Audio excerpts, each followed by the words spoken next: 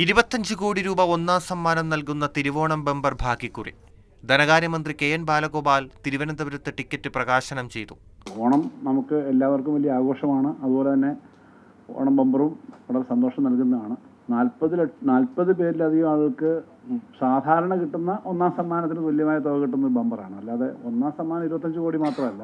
വലിയ അംഗീകാരം പൊതുവിൽ നമുക്ക് ഇതിൻ്റെ ഭാഗമായിട്ട് ലോട്ടറി സംവിധാനത്തിന് കിട്ടുന്നുണ്ട്.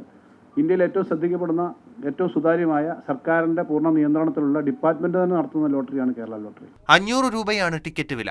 രണ്ടാം സമ്മാനമായി 1 കോടി രൂപ വീതം 20 പേർക്കും, മൂന്നാം സമ്മാനമായി 50 ലക്ഷം വീതം 20 പേർക്കും, നാലാം സമ്മാനമായി 5 ലക്ഷം രൂപ വീതം 10 പരമ്പരകൾക്കും, അഞ്ചാം സമ്മാനമായി 2 ലക്ഷം രൂപ വീതം 10 പരമ്പരകൾക്കും നൽകുന്നു എന്നതാണ് തിരുവോണം ബമ്പർ ഭാഗ്യക്കുറിയുടെ പ്രത്യേകത.